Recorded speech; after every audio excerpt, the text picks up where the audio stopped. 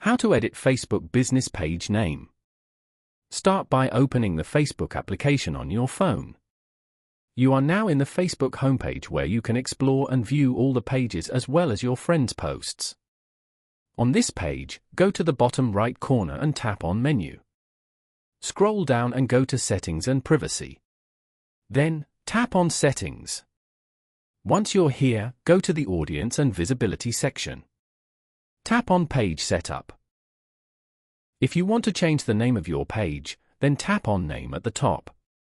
Over here, go to the text bar and enter your new page name. Once you're done, tap on Review Change below. You should also note that if you change your name on Facebook, you can't change it again for 60 days.